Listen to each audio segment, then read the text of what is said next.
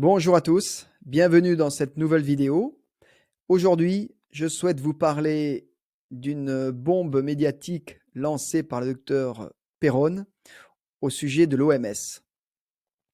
En effet, il s'est adressé de façon verbale, une lettre ouverte, pour dénoncer les risques encourus lors du prochain vote fin mai au sein de l'OMS.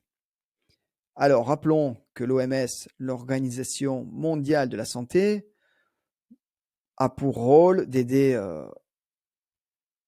les pays, chaque pays, principalement les pays pauvres, à se soigner, à pouvoir accéder au matériel, aux vaccins. Et donc, son rôle est très précieux. Et son financement, à la base, provenait de chaque pays membre. Mais le problème, c'est que les problèmes de financement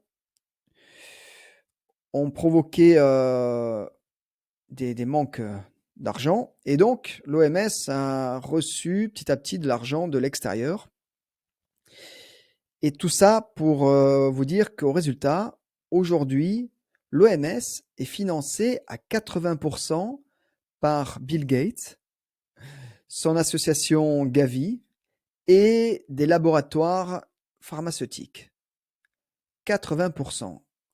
Donc on peut se poser des questions sur la neutralité de Bill Gates dans tous les votes, toutes les décisions prises au cœur de l'OMS.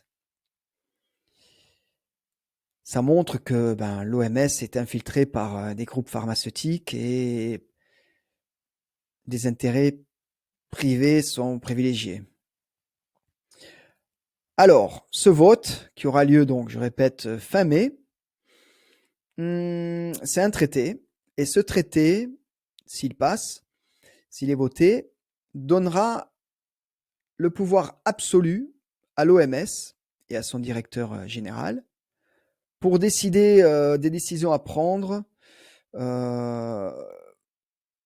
laisser le pouvoir total à son directeur pour mettre en place la fermeture des frontières. Si par exemple un nouveau virus apparaîtrait, on imagine, hein, on en entend beaucoup parler ces derniers temps, beaucoup de nouveaux virus. Et donc, le directeur pourrait décider d'obliger tous les pays membres de fermer leurs frontières, de mettre toutes les populations sous quarantaine, et donc aussi, pourquoi pas, de lancer une campagne de vaccination sur le plan mondial. Alors, on imagine bien que ça ferait très plaisir à Bill Gates et à tous ces laboratoires pharmaceutiques, en sachant que depuis peu, justement, un nouveau vaccin peut être mis sur le marché au bout de 3 mois de test. Alors que dans le passé, c'était 10 ans. Il fallait attendre 10 ans pour valider un vaccin. Eh bien, cette durée ne plaisait pas à Bill Gates et il a demandé à l'OMS de la diminuer et il a obtenu 3 mois. Donc, dans le cas d'une nouvelle pandémie, eh bien, vous pourriez vous voir obligé d'être vacciné avec un vaccin qui n'aurait que 3 mois de recul. C'est inquiétant. C'est très inquiétant. Et tout cela s'est apparu en fait depuis vous vous rappelez du virus H1N1, H1N1. Tout a été modifié et tout va bien sûr dans le sens que ça ouvre les portes pour tous les laboratoires pharmaceutiques. Là aussi, rappelons une chose importante que si aujourd'hui l'OMS déclare une pandémie, qu'est-ce qu'une pandémie? Dans le passé, une pandémie, c'était un virus qui touchait beaucoup de personnes et qui causait la mort de beaucoup de personnes. Et là, on parlait de pandémie.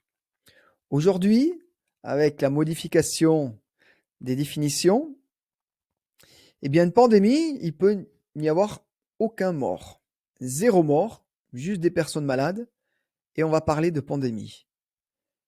Et on le voit avec le Covid-19, c'était tout à fait ça. Donc vous voyez quand même tous les risques euh, prévisibles dans le futur si ce traité est voté. Cela aura pour cause la perte des libertés de chaque pays de gérer la santé de sa population. Donc c'est très inquiétant, il faut quand même le savoir, il faut, il faut en parler, il faut vraiment communiquer là-dessus, parce qu'il y a encore du temps, il reste plusieurs semaines, et il y a moyen d'aller vers les maires, toutes les personnes élues, les députés, tous les membres, députés ou sénateurs, et il faut leur mettre la pression pour justement leur faire comprendre que beaucoup de personnes savent et qu'ils ne veulent pas participer à cette grande magouille de l'OMS. Rappelons aussi un petit point concernant le Covid-19, que les choses bougent actuellement et que, par exemple, en Allemagne, il y a des scandales, un grand scandale concernant les dirigeants. Et a priori, des documents montreraient que, bien, lors du Covid-19, les dirigeants savaient que toutes les décisions qui allaient être prises pour lutter contre le Covid, ils savaient qu'elles ne marcheraient pas. C'est a priori des documents qui le montrent, mais les dirigeants ont quand même continué dans cette voie. Et alors, aujourd'hui, il y a un très gros scandale à ce sujet-là. En Angleterre également, il y a un laboratoire qui est poursuivi pour tromperie. Un laboratoire qui a participé justement à toute cette campagne vaccinale pendant le Covid. Donc vous voyez, en Europe, ça bouge dans beaucoup de pays, mais vous pouvez constater que sur les chaînes et les radios françaises, on n'en parle quasiment pas un mot.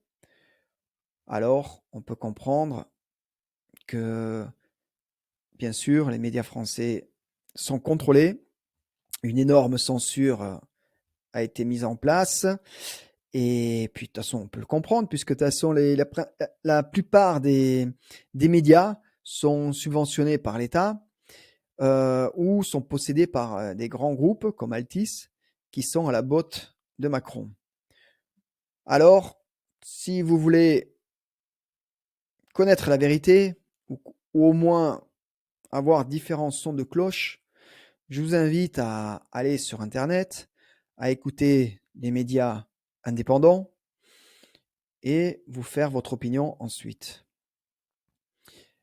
Voilà, c'était une nouvelle qui me semble très importante à communiquer. Parlez-en, partagez et agissez tant qu'il est encore temps. N'oubliez pas de mettre un like à cette vidéo, abonnez-vous et je vous dis rendez-vous dans une prochaine vidéo. Au revoir.